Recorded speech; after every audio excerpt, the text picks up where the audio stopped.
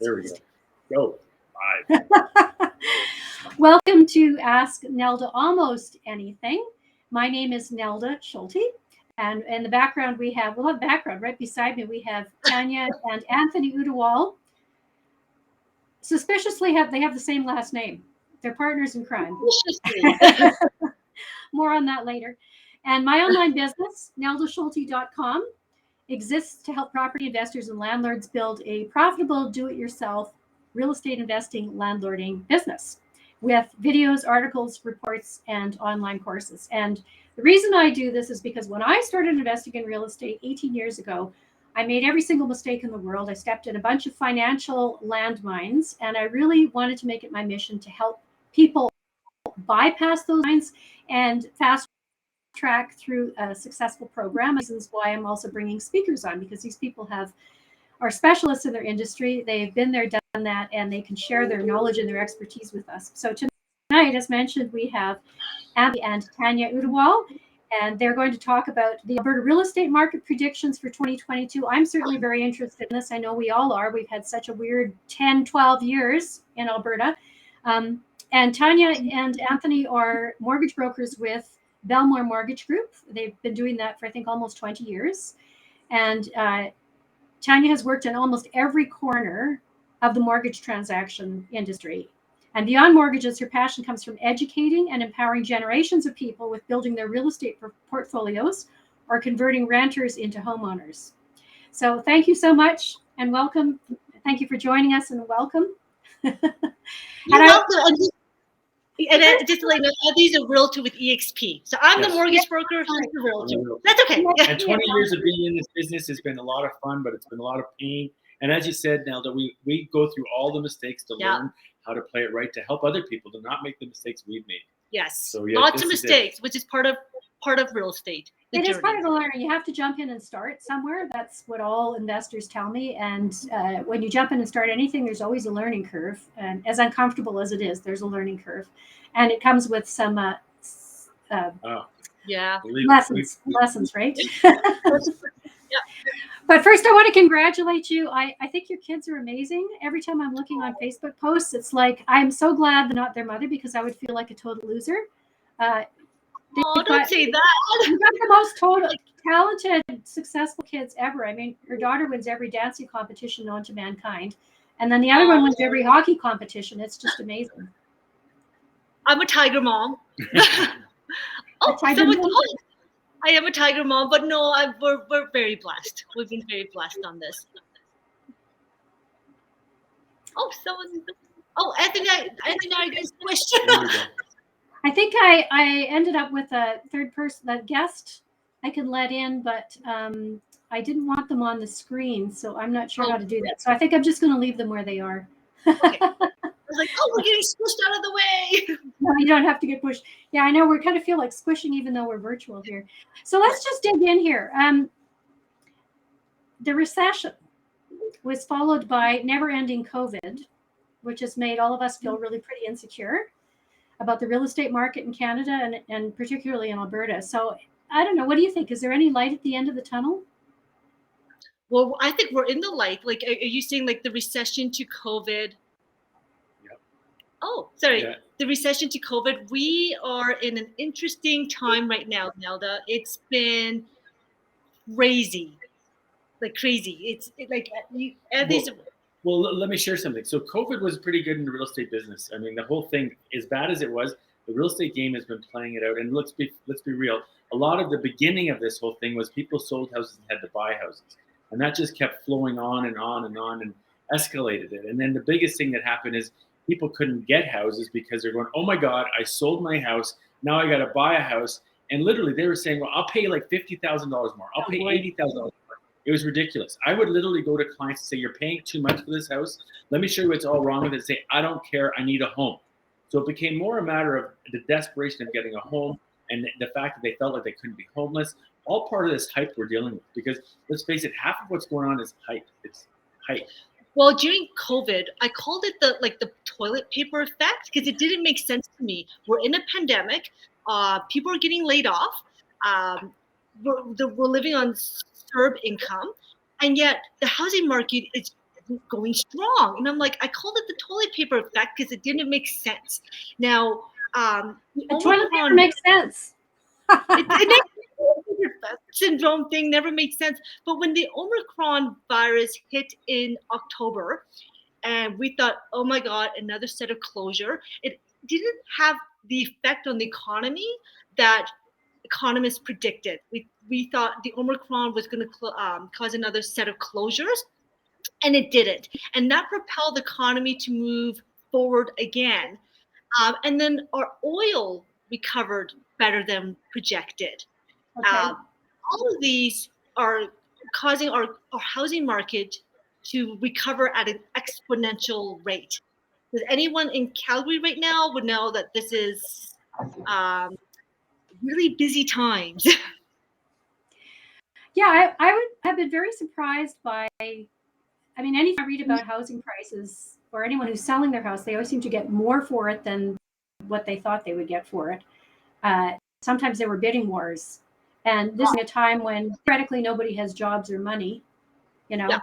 and there's a housing shortage. So it's like, what the heck? This is a replica of the 2004-2005 housing boom. Oh, really?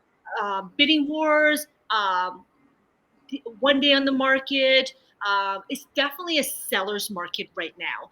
Now, the spring market already perpetuates that. The spring market is hot, but this market's been going on since what, October, November, when things start to really heat up. Yeah. So this is Calgary. We either boom or we're flat. But let's talk for a second about the fact that we've totally been undervalued. Like our houses have been way under market. When you even look at what should we be getting for houses? We're about $100,000 under where we should be at. Really? Then where we're like, you look at Toronto and Vancouver, they've always been at $1 million. Like not always, but in the last few years they've been at $1 million, which is unrealistic. But Calgary's been at 450. This is the market, and everybody knows it, and that's why they're all coming here. But not just in Canada. We're talking the world is looking at it going, this is really? To invest. So the world is looking at Calgary and Alberta right now. That's what you're saying. Oh, okay. So the Toronto's benchmark price surprisingly is about 1.3 million, and so is Vancouver. So what it's driving the investors is that they're seeing Calgary and Edmonton as investment properties that actually cash flow. You can't buy an investment property in Toronto and have a cash flow. What you're sitting on is properties you're hoping will appreciate in value, and you can flip it and then have the equity. Really? Vancouver's the same way. It's just properties that needs to appreciate in value. But in terms of buying multifamilies in those areas, it won't cash flow as well as it will in Calgary and Edmonton. Right. Number one, our rents are more reasonable. You could get a 2-bedroom condo. I don't know, Nelda, you would know more because you're in property management. But in Toronto, a 2-bedroom condo would be $1,600, $1,800. Calgary might be $1,200. $2,500, maybe $2,500 in Toronto. So our market is ripe for investors, international investors from Toronto and Vancouver, which is so saturated. But Toronto will still do well because it has a strong presence of investors. Yeah. And Vancouver will just do well because they have such limited inventories. And And Calgary, everyone loves that. Yeah, and we'll just cash flow well because we have what Anthony would say, like the affordability index, right? Do you want to? So that actually sort of answers my next question, because I was going to say that Alberta has it's been kind of like a one-horse town in terms of the economy, because we've just been really reliant on oil and gas, and our economy took a real donkey kicking, for the last decade. And I was just wondering where you saw Alberta in the real estate market, and you kind of answered that already. You've said it's ripe for investing, and especially for international investing. Yeah. So I'm going to touch on that a little bit. Like, here's the biggest thing that I think is happening. This is all hype. Okay, we've got Toronto people, we got Vancouver people. I'm talking real estate. I'm seeing more deals that are saying or assignee. So they're all assigning contracts. Lots of wheelers and dealers, or wannabe wheelers and dealers, coming out here trying to tie up contracts, assign contracts, try to flip the deals. This is what's coming in here. All the hype guys. Oh, really? All of what's happening is in Toronto. The people went from Toronto I think it's Etobicoke to like they keep moving out of the city. And it kept moving along, follow the GO train, and the trend went out, and the houses kept going up in value. I just did a deal with a girl, and she is from, where's she from again? She's St. from Catharines. St. Catharines, which is, an hour out of Toronto, and she's selling her house for 1.2 million, and it's a 1960s little house with a bit of land on it. But Wow. that's because it's St. Catharines, it's on the GO train, and she came out here and she goes, you know what, Anthony? I know they're asking 780. I'll go to 900. And I'm going, are you crazy? But that's the mentality. So that's the Toronto, Vancouver mentality, is that, you know what, pay over. Let's get a bidding war going. Let's get a bidding war. But to me, the important thing to realize, and this is what really resonates with me, is that this is a very interesting time because there's so much chaos in the world right now, like so much chaos.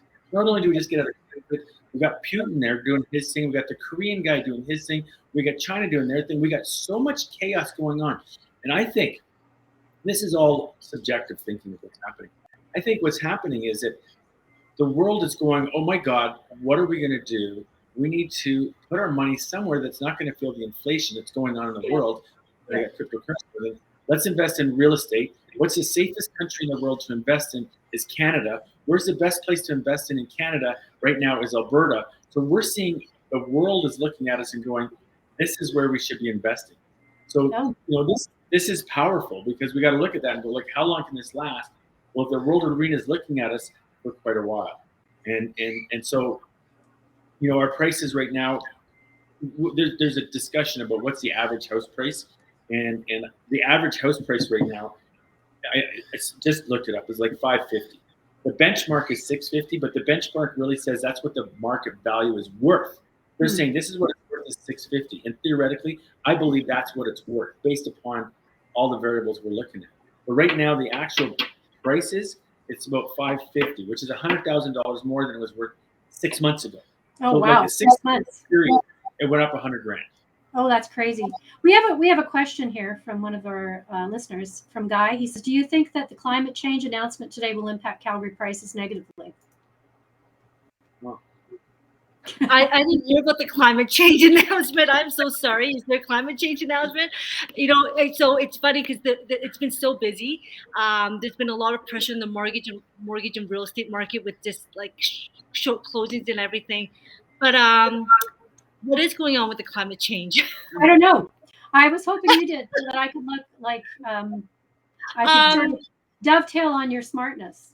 I know. I've heard 60 radio is the only news I get, is that we've never met our targets for reduction of carbon. Is that kind of what we're talking about? I just got my income tax return statement from my accountant today, and he said something about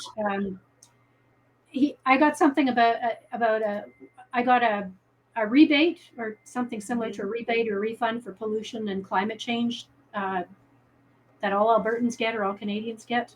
It's something like $750, and it'll be parceled out over a few months. Maybe that is something. Is that what you're talking about, guys? Sorry, we're so busy with our heads down here. Yes, he says yes. That's what he's talking about. So okay, that's good. I think what it is Trudeau announced that we're going to do something where we're going to do a major climate change, where we're going to be the ones setting an example for the world, that we're doing our efforts to make sure that we do reduce emissions. And I may be wrong. Well, again, we never met our targets, but I will say this: Calgary is very heavily dependent on oil. Yes, we've been trying to diversify to technology and stuff like that. Our oil is recovering better than what we predicted. We do have a long ways to go. I mean, we have a lot of resources to diversify. That's a tough. But I'll tell you what I think. And I like this conversation where we can all chat about things. I think that climate change is going to make Canada look like a more favorable place to invest in. So the world is looking at us going, you know what? We are the place that you want to be because we care about the world. We're a stable economy. So once again, instead of putting money into cryptocurrency because economies and inflation is running rampant, invest in Canadian real estate. So I think that is going to make our real estate do better because I think people are looking in the world at Canada is a place to invest in real estate because they care about the world. They're stable. So I think, yes, it'll have a positive effect on our real estate. Okay, so it looks like Guy said that Canada's wanting to reduce emissions by 45 to 50% by 2030. So good. Yeah. I hope we do because I think we're lagging behind many other countries. When I look at Norway and I look at Spain, for instance, who have all of these earth-friendly resources that their country is run with instead of oil and gas, I think good for them. Why, we're technologically advanced. Why can't we do it too? Anyway, I'm not going to rant about that. I'm going to go on to the next question. So for people who are starting out and they want to buy their first investment property in Calgary and Alberta, what advice would you give them on how to get started? This is my advice. The easiest way to get an investment property is the property you're living in. So it's your first home.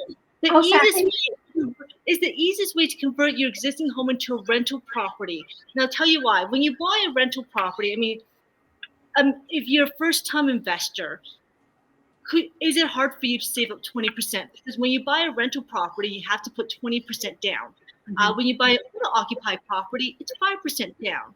So the easiest way is to the house that you're living in is to create that into an investment property first. The easiest way to kind of get your feet wet. Now, if you're beyond that, as you know, Nelda, we do a lot of networking. It's so important to educate yourself. You will find a lot of real estate groups. It's so good to network. As you say, we've been in it for 20 years. We started as real estate investors. I think you too. Made a lot of mistakes. And the mortgage rules are constantly changing every 6 months. Yeah. And if you're not in it full time, it is almost impossible. So you have to meet other people, find out how they did it, learn from their mistakes, and get in. Just get your feet wet. And so I want to say, for your first investment, I love that point that you brought up, because really it is about networking. And a big part of your arsenal needs to be learning how to do joint venture partnerships and meeting people you can offer your services. Because there's people out there that have money, there's people out there that have made the credit, there's people out there that may have the variables you need to make the deals work. But what you may have is the hunger, because half of it is the hunger for me. I get guys calling me who want to flip properties and stuff, and I'm like, I don't got the time for this. But you know what? The hungry guys that keep coming back, I let them into my inner circle. I got deals. But you know what? You got to work hard before I'm going to spend the time with you to make something happen. So when these guys call me up and they're from Ontario and they're telling me all the things they want to know, or even better, I get these guys out of the States telling me how it works. And I'm going, this is Canada, and that's not Alberta. This is not Toronto. This is not Vancouver. This is Alberta. This is not Alberta. This is Calgary. And this is not Calgary. This is Forest Lawn, which is a great place to have revenue properties, because people are workers and they want to live there and work there. And you know what? I've got a deal in a townhouse right now. And for example, in Forest Lawn, which is not the greatest area, but you know what? It's like $170,000. What can you get for $170,000? A 3-bedroom townhouse with a basement, and it's actually a half decent place for $170,000. That's unbelievable. I've got a friend / colleague. She's also on Facebook, and she's also a securities commissioner, investor person. And she only invests in rental properties, suited rental properties in Forest Lawn. And she's got a whole formula for making them cash flow. And I don't know how many properties she has, probably 100. And that's the area that she buys in. Now, I don't really like that area. I think her husband grew up in that area and he really likes it. And he's very comfortable with, the community and everything else. So I was going to mention that, because I think it's very important to be in a neighborhood, or if you're going to have renters, to be in a neighborhood that you are comfortable with and the type of people who are going to live there. So for instance, I'm really super comfortable with Newfoundlanders right now, because I've got a property in Fort McMurray and my house has been occupied almost 100% of the time by Newfoundlanders and tradespeople. They're very different than me in every way.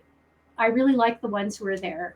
But there's an adjustment that you have to go through when you're dealing with certain groups of people that you can do either really easily or you'll never get to. So it's important to know what neighborhood you're dealing with, kind of clients you're dealing with, because, that's your money. I actually like what you're saying about networking. I like what you're saying about choose the area, figure out who you want to associate with, figure out, be hungry for it, and then keep pestering people so that you can get what you want.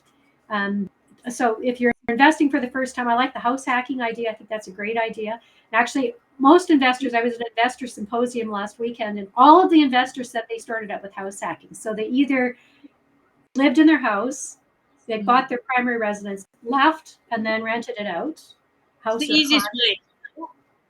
And the Or big they- thing is Airbnb. Again, it's a lot more work because you're not being a long-term tenant. The cash flow is better, but it is. I mean, you have to have the time. And if you don't have the time, I say get a professional property manager to manage the properties. But it is work. I mean, having a rental property is the best type of retirement fund. It's your residual income as you get older. We're self-employed.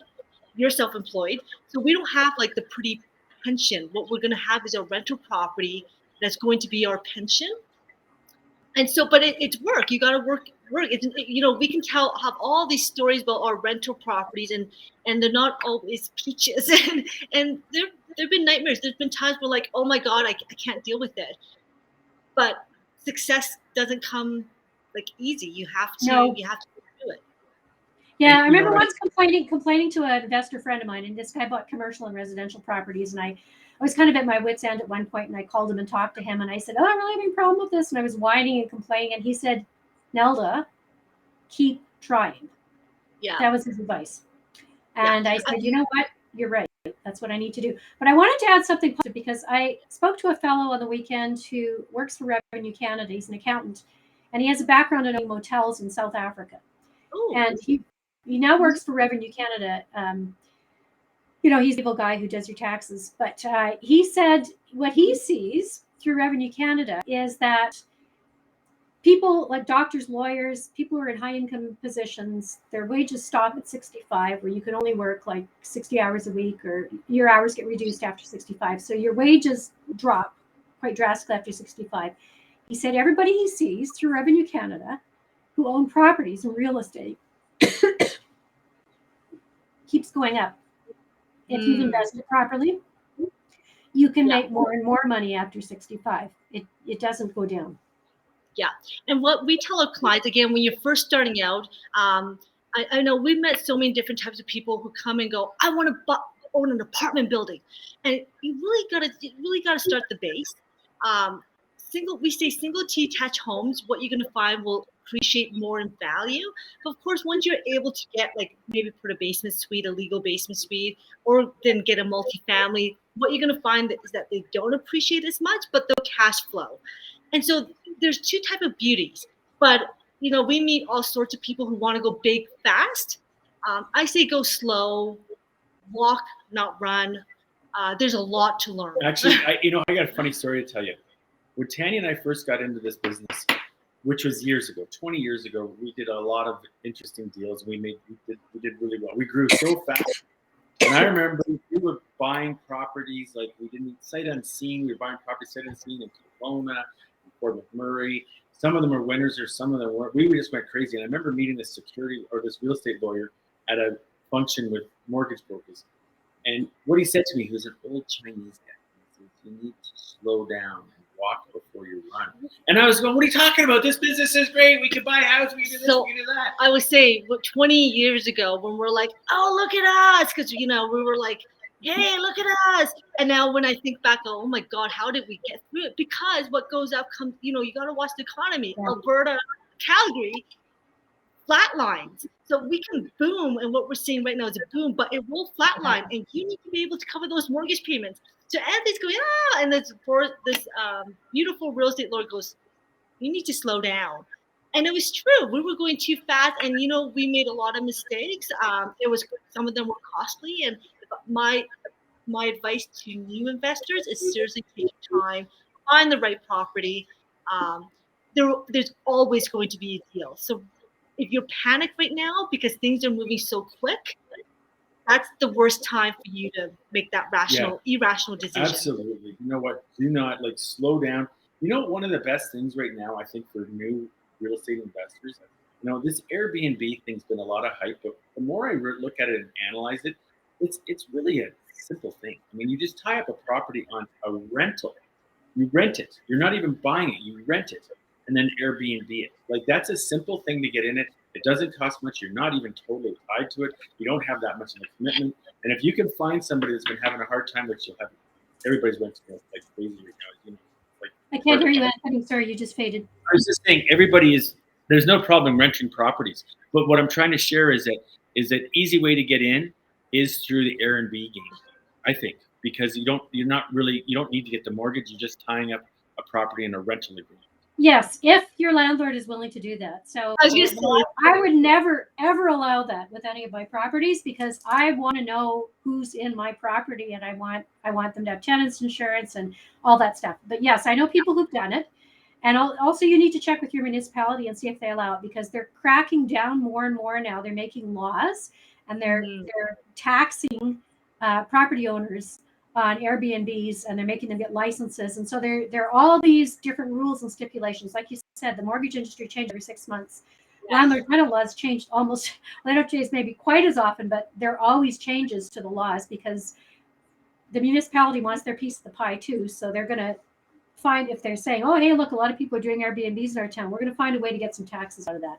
So you've got to check all your laws first. You need to know your landlord tenant laws. You need to find out if your property insurance will cover that kind of stuff, because if they don't and there's a problem, there's also liability issues. I read a whole bunch of articles recently about really awful things that happen to people, guests in Airbnb properties, and huge liability cases, like a woman in New York who went out on a New Year's Eve thing and came home and somebody had gotten into her Airbnb and attacked her and then came back. The police caught him.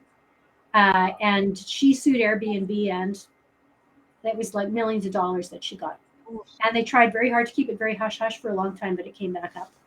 So, and I'm reading more and more of those types of things. They actually have a whole department now at Airbnb that handles liability cases. So there's lots of, I mean, yes, it's a good way to get into it if you can. But the flip side of that is there's lots of danger if you're not doing it right. Yeah. So back in the days when it wasn't so easy to rent out a property because there's just such a surplus of rental, Anthony and I would convert our home, our rentals into executive rentals. So we would actually furnish it, and that made a difference. You do get a different type of clientele, but again, once you get into real estate investment, you need to find a little bit of a niche. What would separate you from other rental properties? So, and I say, don't be afraid to look outside of Calgary. There's some smaller markets. I know that the smaller towns, that is pretty good investment as well. So don't be afraid to go outside of Calgary. Actually, I just want to take a second and talk about that because you'd be surprised how many great deals there are, like in southern Alberta, like the Lethbridge area. Even you're fading again. Like certain areas like Lethbridge and Medicine Hat, and even the smaller towns like Picture Butte, Random. These little communities, they still are pulling similar rents, not as good now, but similar good rents, and their prices are substantially less.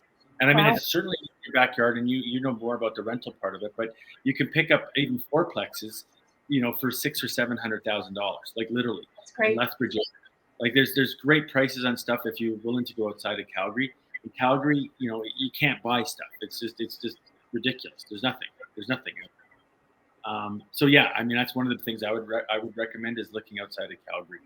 Yeah, look outside of Calgary, and if you're going to manage it, yeah. Before you buy, if it's a rental, make sure you know how you're going to manage it or who's going to manage it. And just because you turn your property over to a property manager doesn't mean they're going to do a good job. I mean, I've fired 3 property managers. Yeah. So I've had some not great experiences with property managers. We had a property management business, my husband and I. And we never got fired, but we started it because we were having so much trouble with property managers. So you have to do your due diligence, and if you have to make sure there's somebody with boots on the ground who can take care of your property, do your showings legally, that they're not going to get in trouble with RECA. And then the other thing you really absolutely need is you need a good maintenance man. So in my Fort Mac property, I've got a fabulous maintenance man. If he leaves, well, I'm not going to let him leave. I'm going to crazy glue his feet to the ground. Yeah. And then I'm going to tether him to my house because I could not do it without him. I couldn't. So you really need somebody with boots on the ground. So yes, great deals to be had elsewhere if you're willing to look. But you need a team there. You need people who can take care of your property. I'm going to go over to our next question, which is what qualifications do you need as a mortgage broker? So if you're choosing a mortgage broker, how do you look for somebody? Oh, do you mean to find a mortgage broker to use? Yeah, to use. Yeah. Oh, to use. I always say good things about both banks and mortgage brokers. So lately, I've been getting a lot of questions like, what's the difference between a bank and a mortgage broker? And I say this, first of all, the banks have their own products. Mm-hmm. So if you don't fit into their product, then they can't assist you. So then I've got reps at the banks that will contact me, and vice versa. If I don't have a product and I need a bank, I'll go to them. So I always say good things on both. I think the big difference is that the bank person does everything else. They do mutual funds, they open TFSAs, and they do mortgages. So they're not specialists. With the mortgage broker, I would look for someone that's been in the business for a while, that does it full time. You'll be surprised by how many people do mortgages part time. Yeah. I have no clue how they do that because it changes so often. And because the market is really hot right now, I'm getting emails constantly by lenders. I can't even keep up with all the changes. The rates are changing daily. So Wow. I would find a full-time mortgage broker that's been in it for, I would say, I'm going to use the number 3 years. I've been in it for 20 years, but I'm still learning. I'm good with what I do, but I'm constantly learning because everyone's situation is always unique. So I'm learning things all the time. But find someone that's, and you know what? I'm a part of a boutique firm. I used to be part of a really big brokerage, and it doesn't matter when they say, well, what brokerage are you with? It really doesn't matter. Nor does like a realtor. It doesn't matter what brokerage you're with. It's about you and your experience. Person, yeah, and how you're treating. And by the way, I know Tanya because she actually did wonders for a friend of mine who needed she had a very complex situation, and Tanya jumped in and worked a miracle a couple Oh, times. did That's you? That's how I knew you, and then I met you through. Then in person, I met you through a mutual friend of ours. Again, another person in the real estate industry. So yeah, that's how I've heard about you originally. Yeah. Oh, the guy asked a question. Yep. To Mortgage brokers, to lenders, and banks, banks, right? correct. Like so as a mortgage broker, we have access to many different lenders. When you need to go to, let's say, a B lender, I never call them B lenders. It sounds like you're B rated. I call them alternative lenders. They specialize in like the beautiful self-employed. Again, we're self-employed. I get it. Your income isn't high enough. It's all in your business, or you claim very little for tax purposes, or you've been through life, so you've got some credit blemishes. The banks, when you go to a bank, you need to fit into their guidelines. And I use the banks as well. I use the big five banks. You do have to fit into their guidelines because they go through the audits. We have access to alternative lenders. We have access to private lenders. Every situation is unique. So yeah, what I like about going through a mortgage broker, and I went through a bank for my first property, and since then I've only gone through mortgage brokers because one mortgage broker pulls your credit report once. If I go to 5 different banks, they're pulling my credit report every time. correct. And you have to make all these trips to see people, and they've got their own criteria. What I can do is come in with my situation to the mortgage broker and say, this is my situation, these are my finances, what can you do for me? And they've got access to, like Tanya said, everything and everybody, so they can just find me the right deal without me having to go around hat in hand finding the right mortgage broker. And a mortgage broker, it's our kind of our bread and butter. It's what we do. It's all we do. Whereas a bank, it's their job. So they've got other things that they need to do. They not just mortgages. So this is our life, and it's you find someone with a couple of years experience, and you should be good in good hands. Yeah, I think so. You should absolutely be good to go. Yeah, my husband was wanting to refinance one of his mortgages, and the bank didn't even call him back. And I'm hearing that again twice. I mean, that's never happened to me with a mortgage broker. With mortgage brokers, I want to renew or whatever, and bam, they're on the phone talking to me because that's their livelihood, right? So they're not going to miss their appointments. We're not 9 to 5. We work all the time. Like I'm trying to find. With my kids though, I'm working now. Again, I've been in it for 20 years, so now I'm steadily working towards balance. But yeah, back in the days, it was 7 days a week. Well, Looks as good. a realtor, you work He 7 is. days a week. He all the works time. 7 That's days all a you week. do. 5 o'clock in the morning, the phone's ringing. No, what do you got to do? Yeah. That's part of the game. Yeah, I was always surprised when I started looking for properties through a realtor. I could call my realtor at literally any time of the day or night, any day of the week. She always picked up the phone. I'd be like, "Do you never sleep?" Like, I was expecting to get your voice, but no, I'm always available for my customers, and she always was. Yeah, it's And if true I because I get it in their life. yeah, When they have the commercial on, I think it's a Remax commercial. So they said real estate's our lifestyle. So true. It really is. I mean, anything we do, Anthony and I do, is real estate. So all of our networking groups are real estate oriented. Like now that you and I run the real woman in real estate. It's real estate. So that's all I do. All we do. Are you resurrecting the live group again? Like with Yeah, meetings? I should, huh? I've been asked that. I guess I I love should. that group. I I would know. like to go out and meet people in person again if COVID ever stops. Hi guys, thanks for coming in. Yeah, thanks for joining us. Okay, I would like to ask you about what's happening to mortgage rates in 2022. Oh my goodness. Okay. Let me explain the difference between fixed rate and variable rate. So all the talks you've been hearing on the news is the Bank of Canada rate. So when they go, the bank is announcing its key interest rate. I mean, like to a normal person, it's like, what the heck does that mean? I'm always like, can you just dumb it down? Because like even me of 20 years, just dumb it down. So all the talks you've been hearing about the Bank of Canada rate affects variable rate mortgages and home equity lines of credit. Not a variable rate mortgages, then you need to be you need to just know your mortgage rate. Your mortgage payments will be different. The fixed rate is determined by the bond market. Now, so we're expecting another Bank of Canada rate announcement, I think April 3rd. Will it go up? I predict it will. I've been in the industry for a couple of years now, and I used to place mortgages under 7%, and that was a great rate.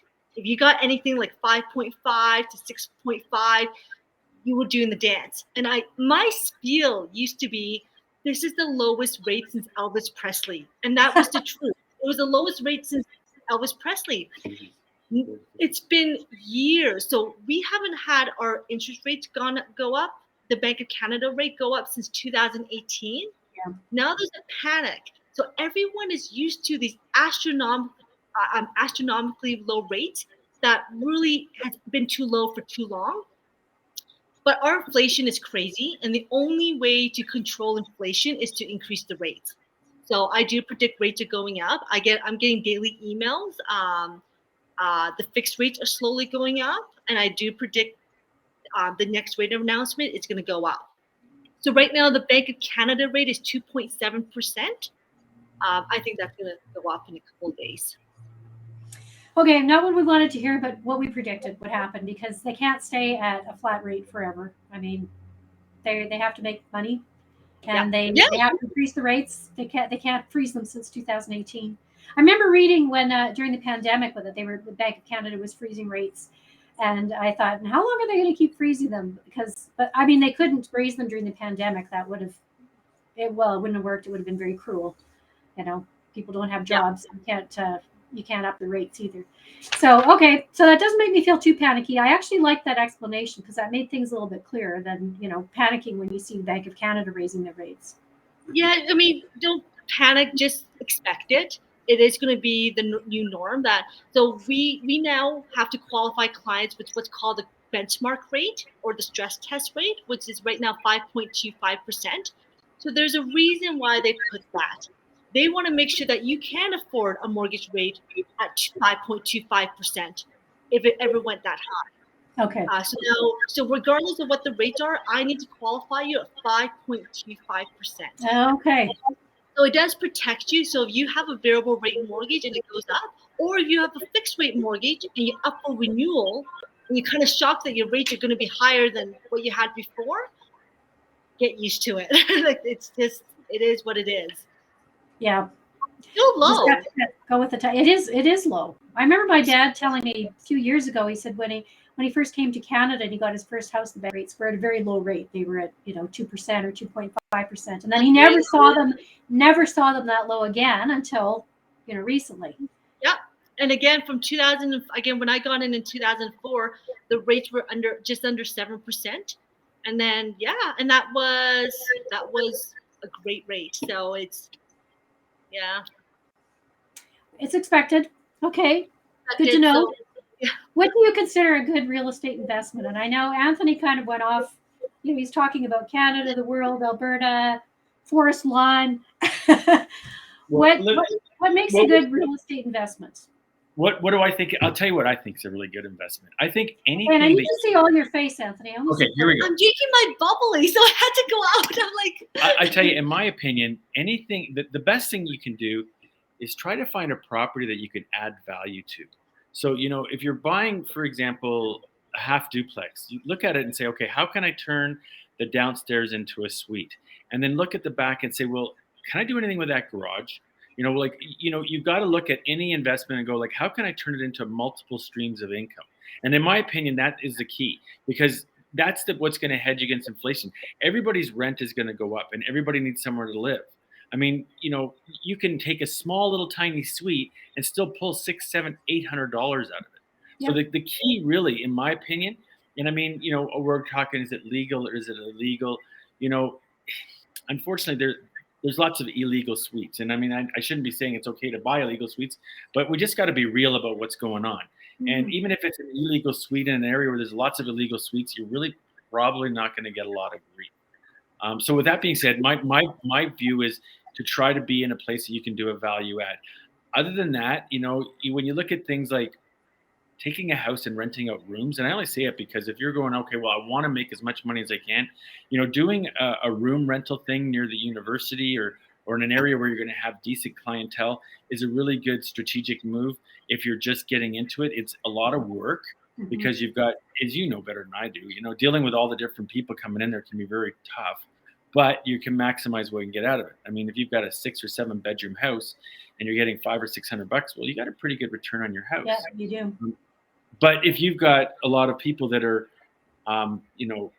not the right clientele living in your house, then it can be quite difficult. Because if they're fighting with each other and you're like, I remember one time as an example, Tanya and I were looking for some multifamily places, and we found a place in Vernon, and it was, I think it had like 20 places in it. They just stuffed all the people together. And this guy was trying to sell it, and he was running it, or he owned it. I don't remember what he was. But the tenants were giving him grief. I was like, my God, what a headache, because he had not good tenants and they were complaining. And once the tenants, as you know, got control over you as a landlord, you're out of it. Like, you should never, in my opinion, as a landlord, you should not deal with your tenants. You need someone else to deal with them, because it's very hard to have a tenant, because they very easily become your friend. And when they're your friend, they can say, oh, but I can't pay the full rent right now. And as soon as you get into that position where they're, your friend, they're not really your friend, but they're in a position where they feel like they can ask you, like, I guess I'm short $50. Well, that's where it begins. I should say though, and you would know, Nelda, if you do room rental, it's a completely different landlord tenancy. It does so it either falls. It's either a roommate or it can fall under the Innkeepers Act. Yes. Yeah. But yeah, it's okay. I did it. I hear what you're saying. I actually really like what you're saying, because that's how I started when I bought my house in Fort McMurray.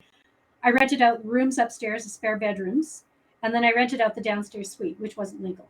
And I very quickly figured out what my niche of person was that needed to live in the house. So I needed somebody who was neat, tidy, went to bed early, because most of the trades people, or the people who lived in my house, were all working in the trades. They came home at 8:30, they went to bed, and they got up at 4:30 in the morning, and they needed a good night's sleep. So I had to have quiet, respectful people who were tidy. And I told them, this is how the bathroom and the kitchen look. This is how they have to stay at all times. If you're not a neat and tidy person, I'm going to drive you crazy, because I'm always cleaning up and I'm going to expect you to clean up. So if you're not that person, you can't live here. We're not going to be able to live together. And then I had, of course, all kinds of other rules as well. And I had a lease, blah, blah, blah. But yes, you do have to have a niche. You have to be in control of the situation. If someone's driving you crazy, you have to kick them out, because you need to be in control of your property, not somebody else. By the way, I wrote articles on my website, neldaschulte.com, on converting your home into a rental property, converting your condo into a rental property. And that'll give you all the first steps of what you need to know if you're getting started, and the emotional stuff that you go through. Because when you live in a house, that's the other thing. it's your house, and I still feel this way about my first property. When I go back and I look at it, if people have mistreated something, it really bothers me because Nelda, that was my house. I've got a rental condo. We've got another rental property that I'm not as attached to, but the first house I'm attached to, and it kind of hurts me when people mistreat it. So when I say like your first home, oh sorry, there's such an echo. You hear an echo? Oh God. Okay, the first home, when I say converted to your rental, it is hard because when we did that with my first home and I converted to a rental and it was mistreated, I was devastated, and I had to put in my mind, I'm not living there anymore. Yes, yeah, I'm not living there. Sentimental. Another thing to your investment property, I always say, if you could, is to follow the C train, because that's a great way place to buy rental properties. A lot of them need access to transportation and C train, so follow the C train. And the amenities. Is it close to schools, shopping centers, places of work? We have you probably know him too, Bill Biko. He owned rooming houses, and they were in kind of mid-priced neighborhoods. They were very close to industry, close to all the bus routes, close to everything. And he never, ever had a problem renting them. They just rented like that, and rented for good prices, good people. And of course, he had to manage them very regularly. He eventually, over the years, made a lot of money on them, but he got burned out and he sold them. Yes. Anthony's a realtor has seen when people do get burnt out, and they like just get rid of this property, or they're so sick of their tenants and just sell it. And at that point, you need to just really take your step back, either hire a professional. But yeah, I mean, it's work. But owning homes is like another job. So it's glorified in some ways from all these beautiful real estate shows, but it's work. And realize and make sure you have a buffer in your account for those that can't pay rent, and that you're not panicked because you can't cover the mortgage. Or worse than that, and Nelda knows this for sure, is if you're tight on money, you take a tenant that comes along instead of picking the right tenant. You need to move up. I can't hear you again, Anthony. I said the worst thing you can do is, if you're tight on money, is take a tenant that comes along because you need a tenant, rather than really taking the time to find the right tenant, because that's the beginning of the end. I'm dealing with a person right now, the person who's selling that place in Forest Lawn. She just wants out. I sold her a few properties, and she just is liquidating because she couldn't handle dealing with her tenants. Her tenants killed her. And she's like, I don't care. I just want to get rid of it. And I'm going, if you spend $5,000 on it, you can get $20,000 more. I don't care. I just want out. Burnt out. Just done. She's exhausted. She doesn't want anything to do with it. It just kills her to go down there and do anything. And I'm saying a quota payment wonders. It's like, we're talking like $1,500. You'll get all the money out of it for sure. She just get rid of it. I want it. I don't want it. But it's just like with anything else, even with your career, with life, you get burnt out, and it's no different with investments. It's fun when you first get your investment, and then it's management and maintenance. Management and maintenance, yes. And I was going to mention, tenant screening is so important. And I don't have to chase after people for rent because I run credit checks on everybody, and I make sure that my baseline criteria is they have to be adult enough to know how to pay their own bills. Their problem is not my problem. Okay, now during COVID, I actually didn't have anybody call me during COVID and ask me to change the rent, but I need to know that people can manage their own finances. Right. I don't want to do that for them. I'm not their mother. Yeah. So I run credit checks. I have a very rigorous screening process, which you can find out about I'm going to put the ads out tonight. It's called Find the Best Tenants. I have a webinar coming up. And so you have to do a really thorough screening process so that you're getting the kind of tenants you want, who are going to take good care of your property, take good care of you, your psyche. And and then keep them well. And then when you get that beautiful tenant that is amazing, what we do is we send them Christmas gifts, and it makes such a difference.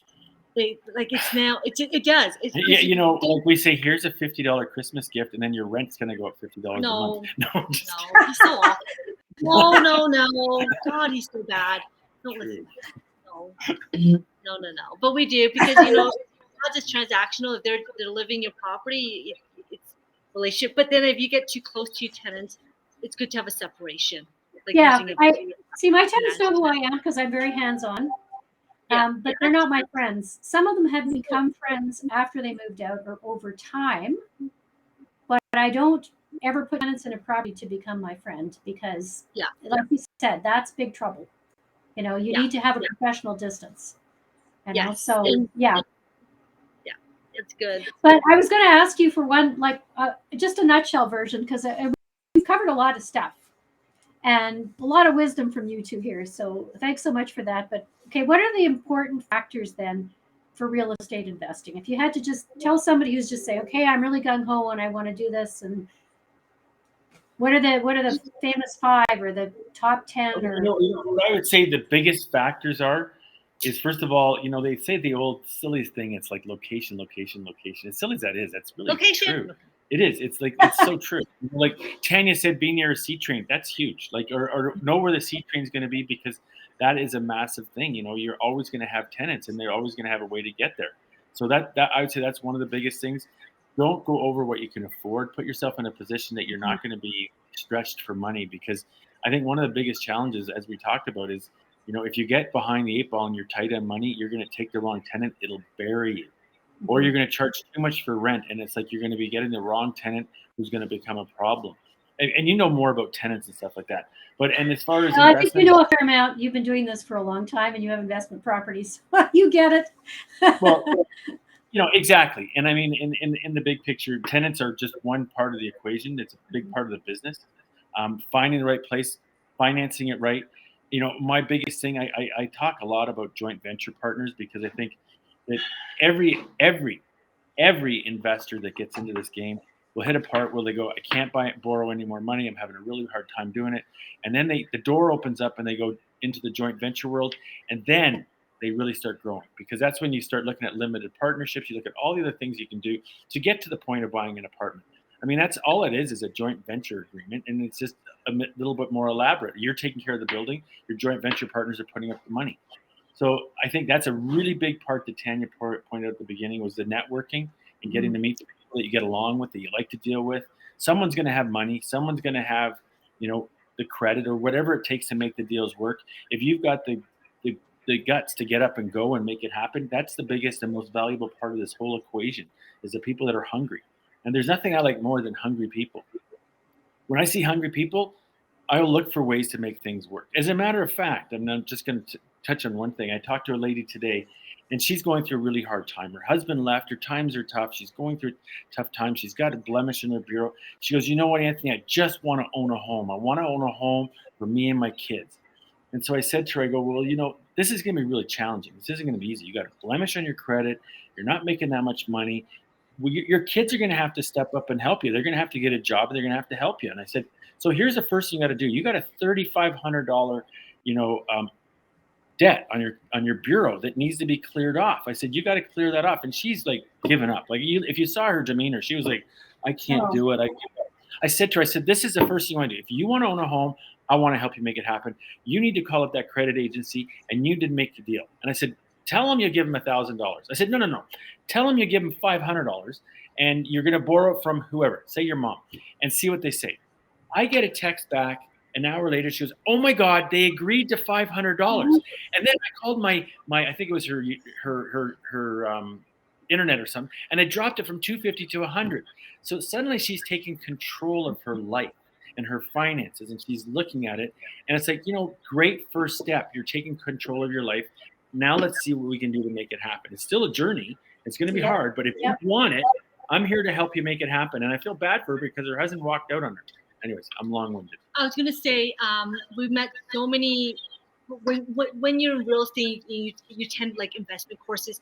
You're gonna start to see the same people going through the same course, but they've never done. They still haven't done anything. They try to educate themselves and educate themselves and educate themselves. And at some point, you have to say, you know what, just jump in and do it, because they're so afraid, but they think they need as much education. And before you know it, they haven't done it. The market changes. And I always say, once you get in, it gets so much easier, but you got to get in. It's just a lot of fear. There's so much fear. And it's Yeah, I mean, and I think by education it become more confident, and yeah, it does. Sometimes just biting the bullet and doing it. So You educate make yourself, join networking groups, find the right location, make sure it's the right price, make sure it's like near a C train or like near good transportation, main amenities. arteries, amenities. Then when you want to grow, Get oh, a sorry. great mortgage broker. Get a great mortgage broker, yes. When you want to Because- grow, then you can join venture, but you do that from joining networking groups, Facebook groups, doing stuff like this, having people get to know you and trust you, and buy a property that you can house hack or you can convert. And by the way, I've done that several times. So the house that we bought in Calgary, when I moved here, it was right at the end of the second recession, and I thought, I need to buy a property that if I get laid off, because I was working as an educational project manager, and I've been laid off I don't know how many times in my life. If I got laid off, I could afford it. So I got the property that we're in now and had an illegal suite. We converted it to a legal suite, and our mortgage is $1,650, and that includes taxes. And our tenant pays $1,000 a month. Nice. So that means my husband and I are responsible for the other $650. Nice. Which and you own it, and it's less than rent. Like yes. you were to rent a house. Well, and that's yeah. So we're paying down the mortgage, or our tenant's paying down the mortgage. The tenant covers the mortgage, most of the mortgage. When the economy gets better, we might raise the rent. We might not, because this guy's really good and he's been with us for 5 years.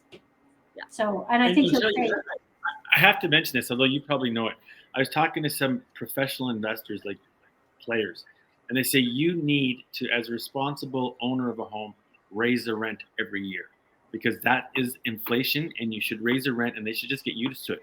It's like, even if you're only raising it $20 or $40, that's inflation, man. Mm-hmm. And they need to pay for it. They need to realize it. Because, for example, we have property in BC, and we haven't raised the rent in a long time.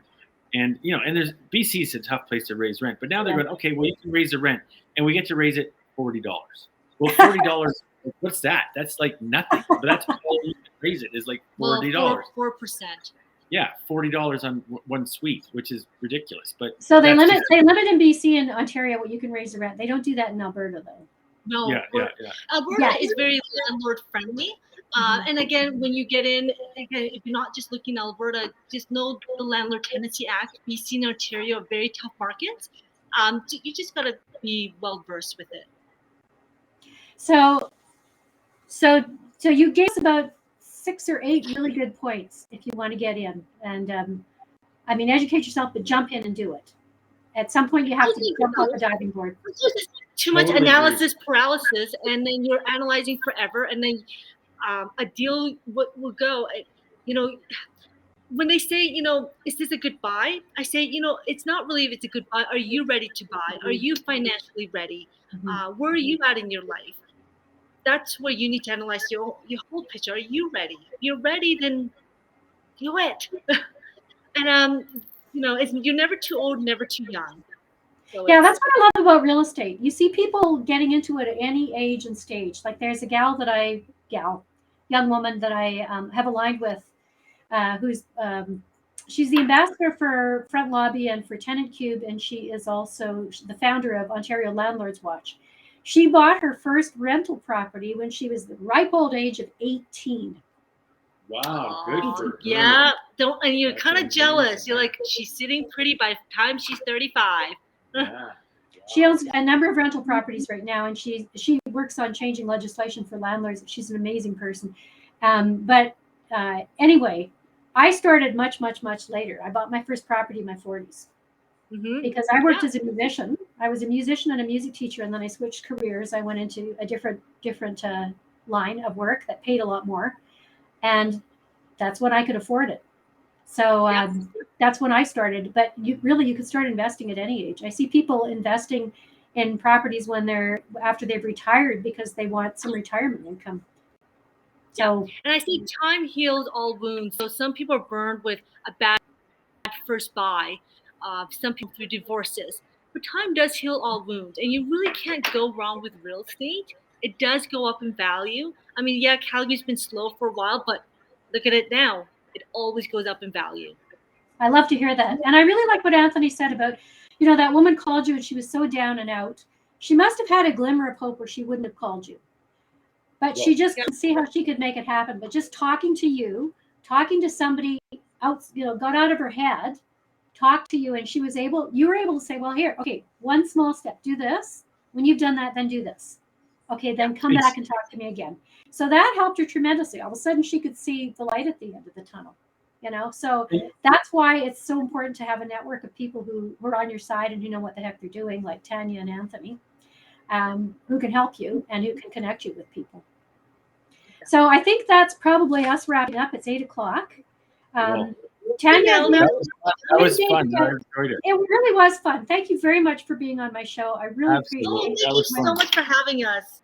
That was a good time. Tanya gave me a long time ago, as we were going to originally do this in January, and then we had to postpone it. But she gave me a really nice worksheet that helps calculate rental expenses. Great. And it's available to all of you through my membership site on my website, www.neldaschulte.com. Just click the green membership button and you can access it through Excel worksheets. And you can also access all my articles.